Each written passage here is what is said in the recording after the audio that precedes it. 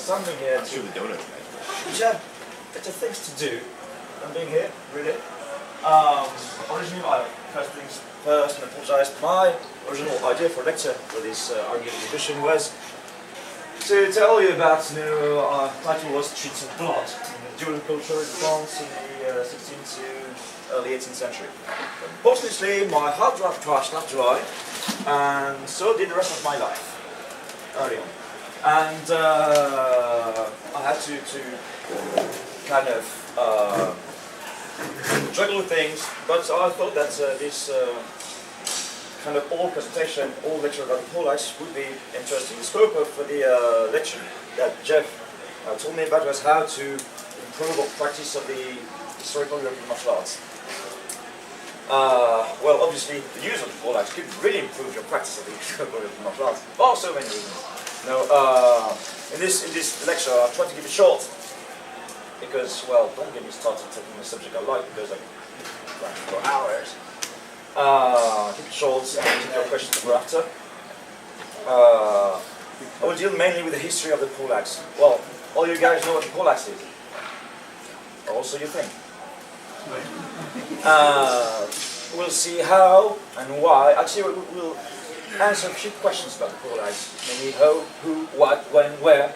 All the very basic questions you must ask when you start any form of inquiry.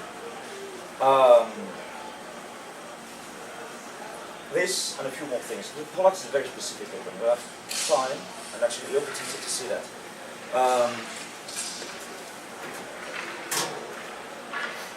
Yeah, what, who, and how. So first thing first, what makes a Pollaxe or a Pollaxe? There's Pollaxe or Pollaxe. Proper spelling should be Pollaxe with 2 L's because it's not a national code, it's actually a head. Called in English meaning head, basically. That's an important feature of Pollaxe. What makes it? Well, okay, obviously answer is nice. Yes, it is. But not just that. This is a 11th century illustration from a French manuscript. This is an axe he uses, but this is a tool. The Pollaxe is not. Well, one must have a look at the history of the axe in medieval times. I'm not speaking I was speaking a bit of Danish axe, but the war axe. Where did it come from? You all know, you probably all are familiar with Danish axe. This long-edged axes that was used in Northern Europe, quite popular amongst Northerners. One thing that's clear is that in the 10th century, well, the axe was mainly in Southern Europe or in Middle Europe, mostly except for several exceptions, but a very highly distinctive tool with this axe that form very typical thing.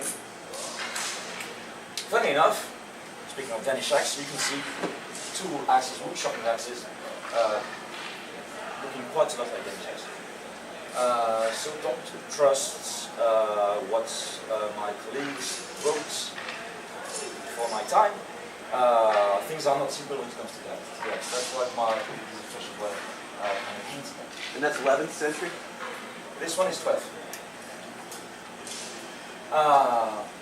Yet still the war axe was used quite early on.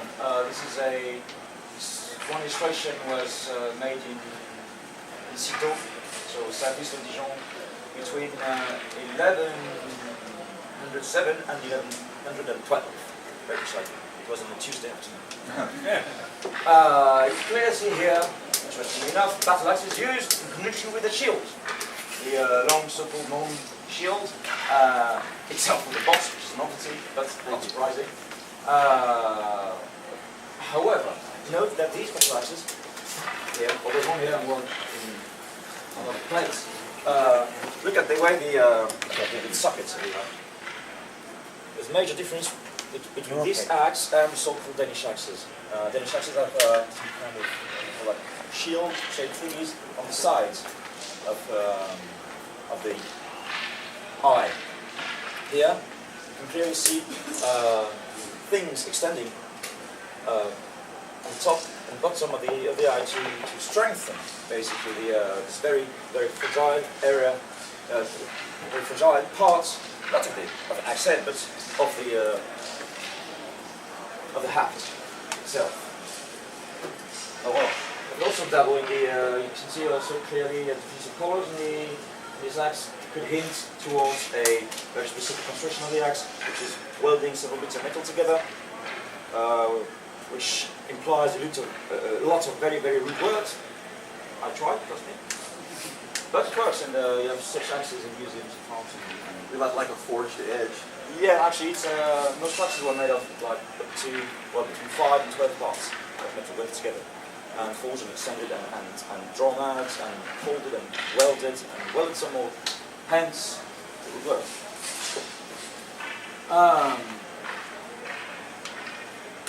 It's not well. The example just before clearly showed a type of axe that was clearly a battle axe. It's not clear that you could not also use proper tool axes to kill people with. Because it's not really axe. The axe actually is probably one of the oldest tools man has. That and women. But actually, you all know it's false. Men are women's tools. They come fit with a handle.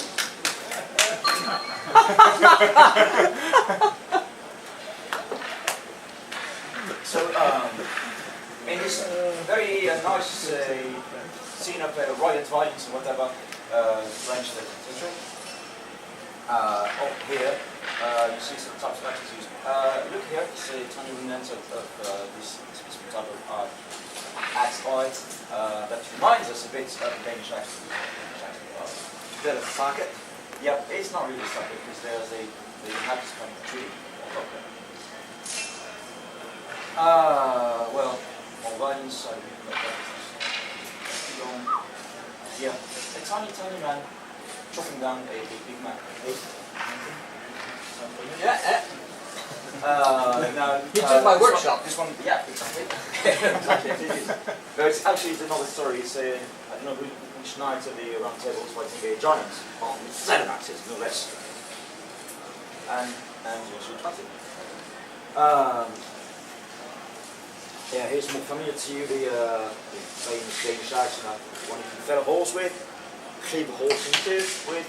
Very nice, very kind. But my point was basically all these axes that exist. Do you think they are remotely close in terms of looks to a poleaxe? Are they or are they not? No, they're not. And two. So why, how, what makes the poleaxe? Well, in order to make a poleaxe, you first have to have. That's right. But you have very specific features. Oh yeah, this one is specific. Axe and buckler. Isn't it cool? I'll try it. In order to make a poleaxe, you have to have the pole and the pole. And the pole, which is the head, is very specific on the poleaxe. And you start to have this appearing from the 13th century on. Axe heads become more complex. It's not just an edge, a cutting edge, on the end of a haft. Here, there is a spike on the other side. Is this axe inspired by a woodworking axe? Because you can use the spike to like a hook on logs and draw things and basically work. I'm not sure, but kind of hints towards this because you have several old illustrations from the 13th century on showing very specific axes in the hands of warriors with this back spike. So slowly, from the 13th century on, we are kind of getting there. It's something that looks like a poleaxe, but it's not still a poleaxe. Kind of comes into play. 14th century, not so. Here you can see the head of the axe getting more and more complex. The spike is not just a spike now. It protrudes from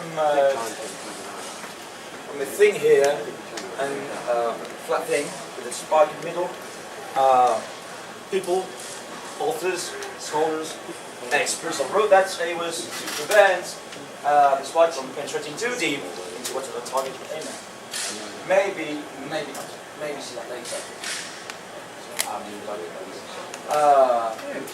What changes the game is that in the end of the 14th century, Not only you have a spike on the other side of the cutting edge, but also on top. You have these triple aspects, triple functions, like one is cleave, the other is and then again, action shield happens this, or that's up. Hey, look, Pollaxe to kill people with. Interesting enough, all this escape goes on song, it is 30, 60, something. Which is interesting to me here, although the illustration of what Simple is the prints of what could possibly be nails and have the Pollaxe that suggests a reinforced patch. Then again, we slowly drift into what something that looks more and more like a Pollaxe. Well, Pollaxe holds back. That's quite awesome. I want to try this again too. This is 14th century? Yeah. This is the Grand Prix de France. But one of the rare 5 manuscripts we have in France.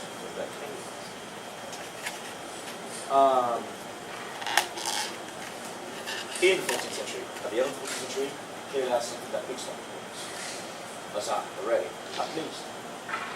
And at last, we have it. Complex things, two spiky bits, long cutting edge, and look at the way the hat gets also longer. Remember, these two aspects of pull and pull. Sometimes we do spike on the other end. Still spike on top. And here, early 15th century, you have what looks like it's a Pollaxe, but quite short hat, but still the cutting edge, top dagger, and hammer to the side. Typical Pollaxe shape from the one on the left, you know, quite famous for the West collection in London. Lovely piece of thing. Main problem when I had it in hand is that it just didn't let me go. Was it heavy? It was like 2.4 kilograms, which is featherweight, really. One thing though,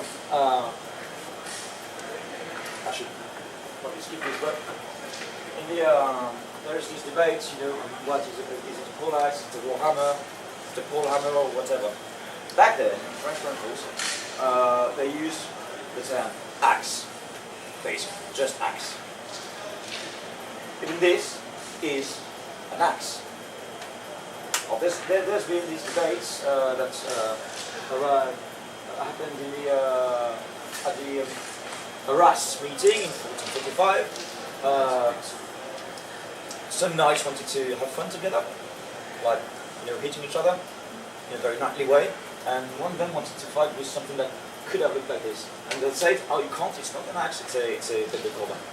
And bête de corbin in Liège, a fucking bête de corbin, it's not fucking a motherfucking axe. So you can't play with this.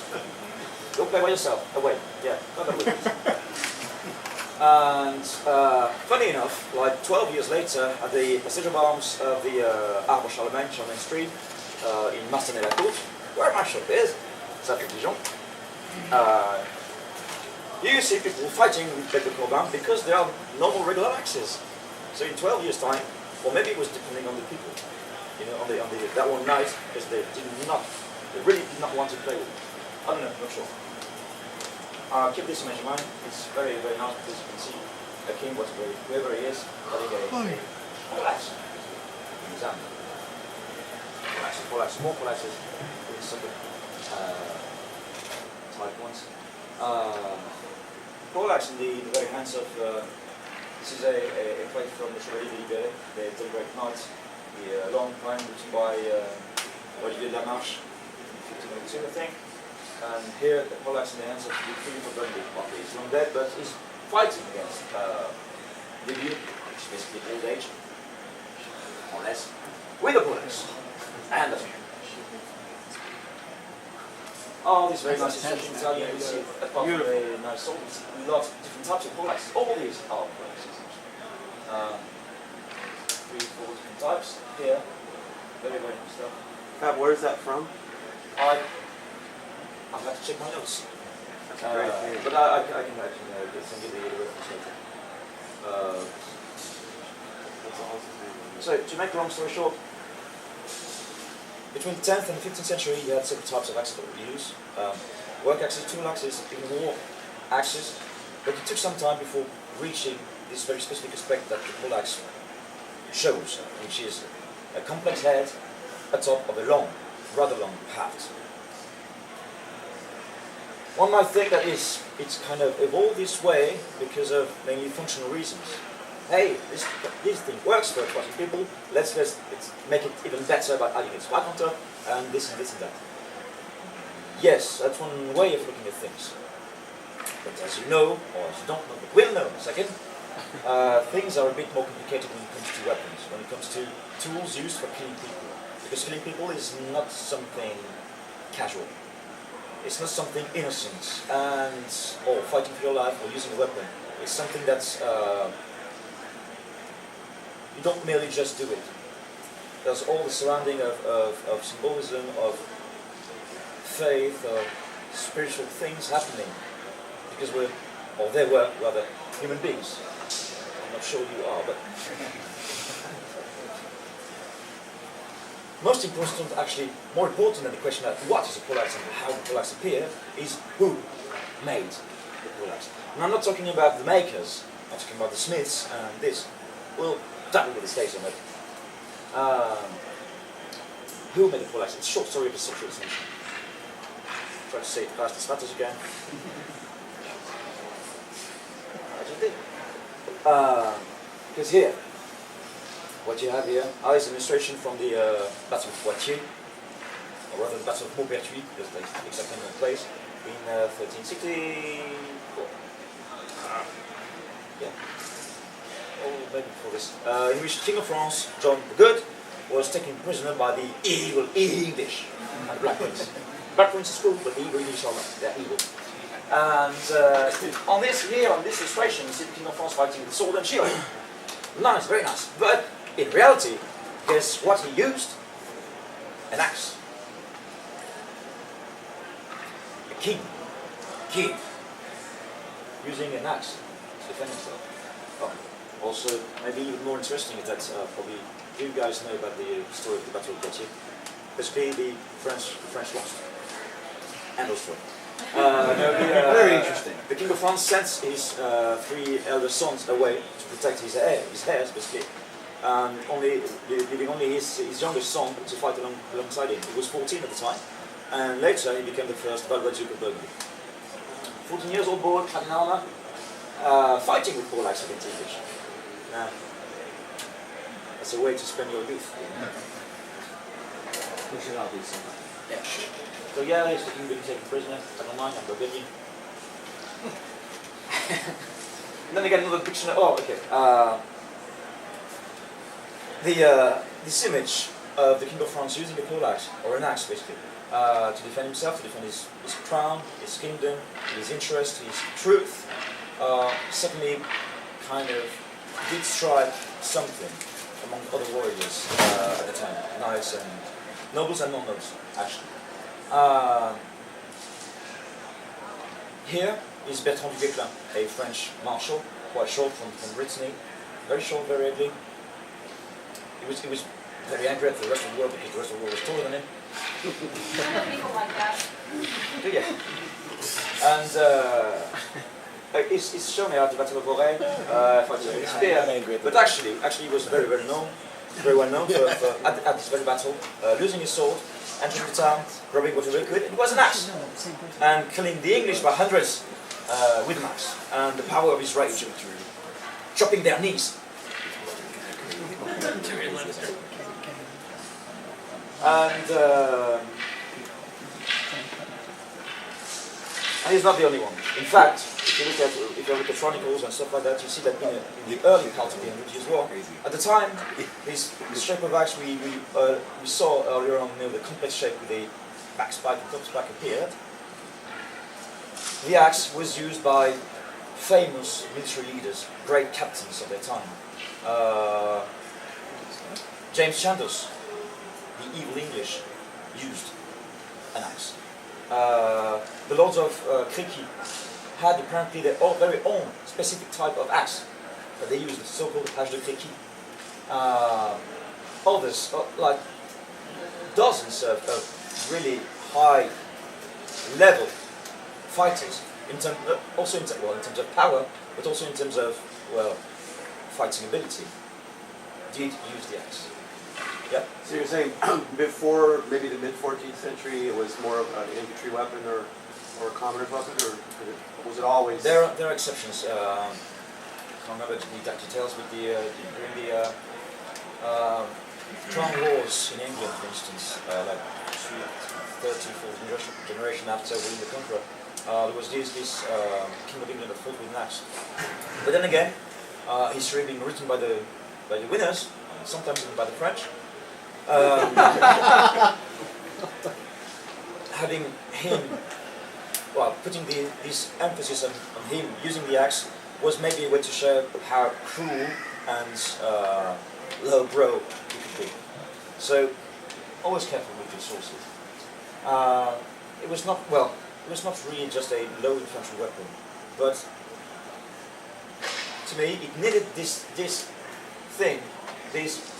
surge in popularity to become, well, the new black, you know? To become the swag.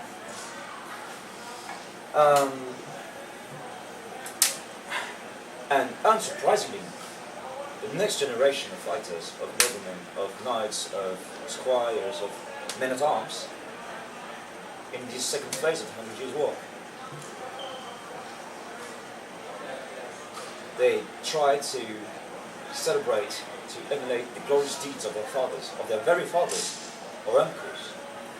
And this added to the popularity of the axe. They tried to replay or even surpass the feats of arms of the generation just before them. And you can see, and you do see actually from the late 15th century and very early 15th, the axe being included amongst the knightly panoply, together with the sword and the lance and the spear and the dagger. This illustration is 1512. This one is 60s maybe, and it became part of these old knightly weapon types. In as much as you know, several times people wanted to use only the poleaxe. Let's keep the lance, let's keep the sword, let's do just poleaxe. And that is cool.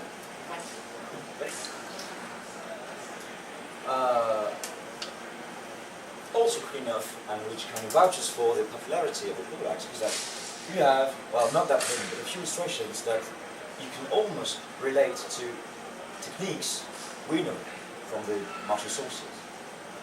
Which means that there were artists or studios or whatever who kind of knew how to use a poleaxe and put it through painting and whatever media they used. Also because they were dealing with an audience that knew about poleaxe as well, but they had to know themselves. Get this later.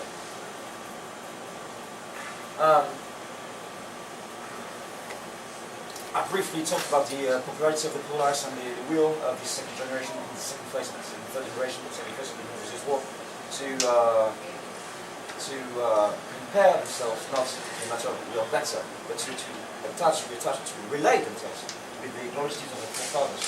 But another thing that vouches for the popularity and nobility of the poleaxe is that you see it from the 15th century on, late 15th century on, also in the hands of myth, basically.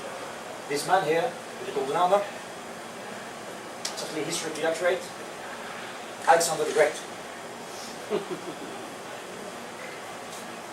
Famous poleaxe over there. Here, the guy in the middle is Julius Caesar. That's so Julius Caesar. And his bodyguards are equipped with poleaxes. Here you have it's Hector of Troy, famous poleaxe fighter.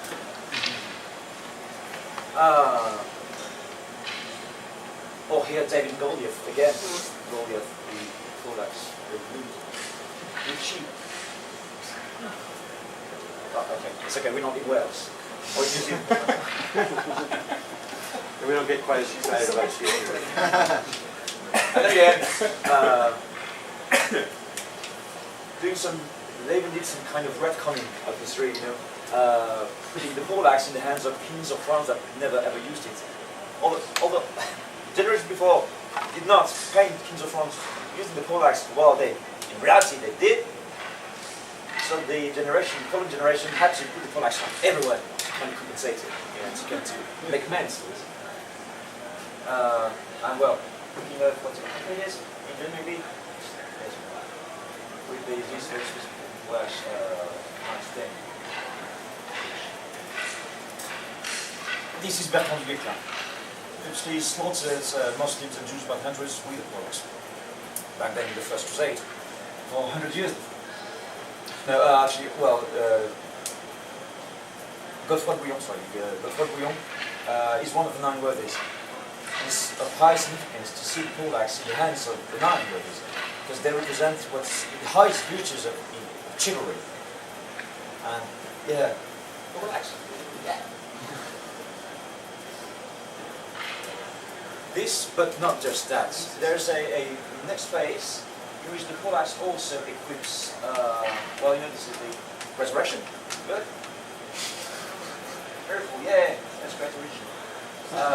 Sorry? So is that how it happened? Yeah, very interesting. Exactly. But yeah, these guardians of the tomb with Pollaxe as well. So you, on one hand, you have this glorification of the Pollaxe. On the other hand, it was so glorious and so related to all very old ancient stuff, it was put also in the hands of the baddies, sometimes. Here's another example by one Albrecht Dürer. And here again. Quite in the Germanic era, these scenes are very interesting because you see messes, you see Pollaxes, and you see daggers, and you see all these kind of weapons that are really very much associated with these characters. There's probably a lot of symbolism in that. Yes, really there is. And here, and here, and here. Now, still, what I just said could give you the impression that the Pollaxe was a high-end, high-level society thing. You know, that only the high nobility was interested in the Pollaxe, and only they had the right to use it because it was a knightly weapon and whatnot. Yes and no.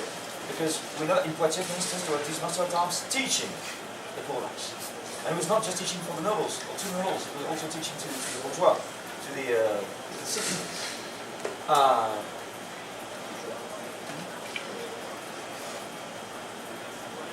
Also, but is even more interesting. So the date of it, 1626. 126. It's a while after the official end of the Middle Ages. It was on a Thursday. Yeah. And still, this the one Guetta, French captain, actually was bestowed the right to put posters announcing his display of arms before the king of okay, yep, and see how dexterous and chivalrous and gallant he is. Pollaxe in 1626 by a French captain who is not even is not even a nobleman. So don't go thinking that the Pollaxe was a very high and noble thing. It was. And because it was, like they always do, the plebs, the lowly classes, well, they wanted to imitate their betters, especially in France. And that's what they did. So trying to show the Pollaxe as mainly a knightly weapon in terms of social class is wrong. At the Welsh collection there is a Pollaxe. We had this discussion actually, Toby Capel asked me my opinion on it. They have a Pollaxe that is not sharp at all. I do think, and really think, this is a practice for us. I do think, that Pollaxe practice was very, was something that the burghers did. We know they had honor. We know they had fun trying to do like knights did, and it's quite likely that they, because of these examples, because of these sources, because of this cross-referencing, it's quite likely that they, they played with Pollaxe as well. Can you clarify? You say we have surviving some Pollaxes that are blunt. Yep, that's one of the most pictures. I see. Well, what to do with Pollaxe? Okay, martial arts basically. You know this one, this is River Dash. Freshman Street, 1996. You take this in France. Very interesting stuff. As you can clearly see, it's illustrated. Which is highly frustrating. Each illustration corresponds to they are not put at random, really. Space is left for illustration each and every time the technical, tactical situation changes. Too bad they did not finish the job. Well, this one is from good old Tarofa. This one is from some obscure Italian master. Or was it German? I can't really see the position of the thunder or the pink. Switch between cheeks. Okay. Has Pollaxe made it? Okay. I wanted to introduce this in the presentation because also it should make sense for you now if I say that Pollaxe is a very complex weapon, also in the making. It's not just a crude axe that you pimp up a bit and do your knightly thing with. It's complicated in the making, very much. I had to try it over the course of my PhD, silly me, to understand really the weapon. You have several types of making, also several ways of making it. It's from Belgium, from Sweden, this one is in France. And this one is somewhere in the way. If you go to the Royal Armories in Leeds, if you ask nicely, putting your pretty face on, they let you play this one. Now see how fucking pimped this one is. It's not gold, it's still it's brass alloy, and it's very complex in the making. What struck me, can't really see that on the photographs you have in books, but the languages are not really parts of all I said, but they kind of insert in recesses here that are cut, well, half portion and half cut in at the base of these parts of the axe head, and all these architecture type decoration stuff. Very nice thing. They would not be legal with it.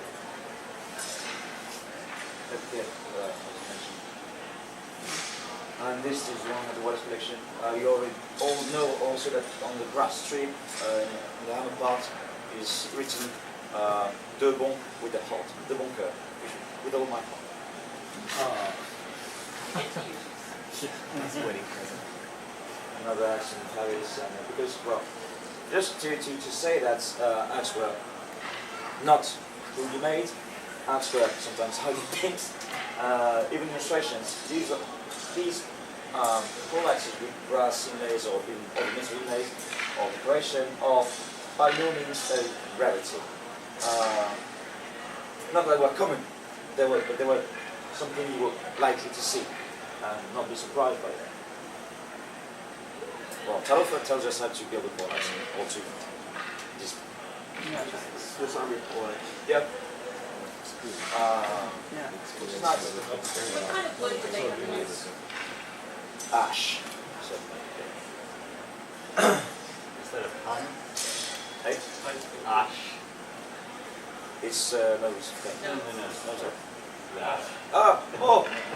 Yeah. Yes, it is. It was yeah. So clever plan. Exactly what he was going for. They were using ash for spears. This is an axe. We all agree that this is an axe. It's not a biblical band. This is a modern axe. Kept in my hometown of Macon. Well, my birth town of Macon. It's not really interesting because it's river found, so it's kind of damaged. And it allowed me to see the structure of it. This one is in Belgium, in the Musée de l'Armée Belge, c'est probably proper accent. There's no French people here, but this joke was on me. And so, what do we have here? Very complex construction. It's not just a bit of metal that they falls into shape and kind of drill the hole in. What you have here in the middle, see that? It's a welding line. Two parts welded together. Because it was cheaper to proceed so at their time and age. To us right now, well, better. In 2 clicks, here, one. I mean, why bother making one? You can see also the deformation of the, the grain, the fiber. This is not proper weld. It's fiber of steel here deformed by hammering or, well, forging to shape. Here on the weld line on the other side. Now look, this weld line was, even when this Pollaxe was new, the weld line was quite simply highly visible. And tell you what, they did not mind. Would you today buy any kind of people killing implements with such a visible flaw? No, you wouldn't, because you're too nitpicky. This weld is not the perfect weld, but it's still good enough for the Pollaxe to be efficient working, and they were happy with this. Keep it in mind, because this is kind of important. So 2 bits of metal welded together, 2 parts. The weld was not, it was well in the middle to give space for the eye of the Pollaxe that was later formed into shape. Also, steel. Well, you know that back then, steel was between 3 to 5 times more expensive than iron. So you save steel where it was the most useful. You know, to save costs and all this. So steel insert, forge welded on each end. Yeah. And see? Well, and it doesn't really show in the picture that the color, it's not the same shade of grey. Good. You can get as much as 50 shades of grey on that. But this one is on the hammer part of the edge, and this is on the beak side. Very nicely. And this is my boots. Okay? Never noticed that. The spike itself is very interesting in terms of construction, and this Magnum example is very nice, so that shows us how it was made, because it was poorly made according to our own indicated standards. So you see a non-weld line here, but that continues on the proper weld line up to the top, where then again there is a steel insert at the very top of this one. And it kind of looks like so. It's in the form of Y-shaped, inverted Y-shaped thing that came on top of the main head. And, well, that's what I tried actually. With again, a lot of swear words, a lot of sweat, and not that much blood actually. Not other types of body fluid. Forge welding together, that's not forge. And that's it, and then drawing out the languettes. First, and basically do my job, and that's what you have at the end of the day after the day after the day. That's the one you made? Yeah, that's mine made. Wow. This one was actually, Did you bring it? it's not mine anymore. And well, customs would probably not let me book the thing with. No, you can have any sort of weapon. Did you write too much? That's so wrong. This one I made for our Dijon events, because back then we still have a raffle in order to raise funds to basically to booze. Because it was the 10th event, 10th anniversary event, and so each year I tried to make something to offer as a great prize for the raffle, and this was it. Wow. I had fun with it. It was nice. There is a lot. You got it. That is a nice one. Some dude in Hungary got it. But he is quite happy with it. I bet he It is. should be. It was beautiful. So yeah, I kind of came a little bit from the original. I did some brass inlays and yes, and the little heart-shaped book. Yes. Oh, which is yeah. And actually, this is scary. I mean, you pick it up and go. It might work. Yeah. Back to this Pollaxe set in Macon. See all the flaws, all the welding, all the it's crap. It's not even cheap Chinese stuff. But see the mark there. Maker's mark there. Well, you have the same mark here on two knives that are in Vienna, in the camera, and on this one knife here, which is part of collections of the world collection. And now this one knife here. No, if you can't really, but here is written Autre Honoré. And Autre Honoré was the motto, the word of, well actually, Autre Honoré tant que vivrai. I will have no other as long as I live. It was the motto of Duke Philip of Burgundy after his third marriage with Isabella of Portugal, saying, I will get no other woman till I die. It was wishful thinking at its best. But you have the same mark. The same maker, it's white.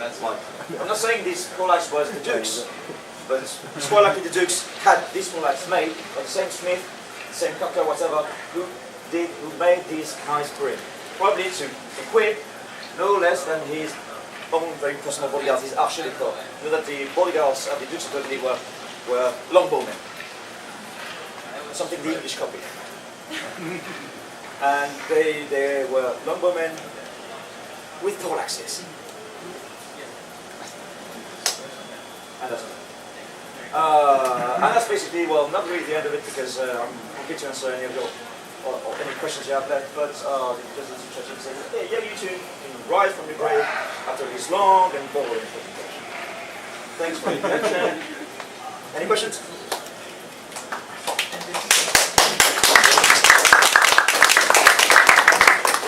The famous Swiss Army Pollaxe in Hallhofer, do you have evidence of things like that, where you could switch the head or change an axe head to a hammerhead and so forth? We have evidence that Pollaxes were shipped or delivered in parts and bits. But field stripping and cleaning and assembling of Pollaxe, I haven't heard of. So I see Pollaxes with hammerheads and axe heads. Was there different time periods when that happened, or were they contemporaneous? How did that happen? Totally contemporary. My take on this is that it was a matter of use. Contrary to what is sometimes written in specialized literature, the big part is not the anti-armor part. Might work against armor, but might get you killed. Because what happened more often than not is that if you strike someone in armor with this, it might get stuck. Stuck, you're fucked. Because he's not dead yet. Not necessarily dead yet. To me, the anti-armor part actually is the hammer part. Yeah. Because it does not glance, it delivers quite a lot of kinetic energy to the target, and you set him up before what comes after. So were the hammerheads designed for heavier armors than the axe heads, or just personal preference? That too. You can read A little of both? Yeah. Okay. That's fine. It works with everyone. That's just worked with armor. Well, on the places there's no armor. Also on places there, so you can really penetrate deep with this. But against an unarmed opponent, it works well. How would you differentiate the Pollaxe from the halberd? Obviously, they're different weapons, but I get this question a lot. They don't spell the same. The halberd is slightly longer. The halberd is, generally speaking, like between 7 and 8 feet thin. And you don't exactly use it the same way. something I didn't mention with the Pollaxe is, well, I'm not here to talk about the Gilage, is but if you read the Gilage, or if you attend my classes on the Gilage, it's clearly a very complex and very funny weapon to play with. It's a triple weapon. You have this triple head thing with all parts of the head, but you also use the cube, yeah, and also the middle legs. Something you do slightly less with the halberd.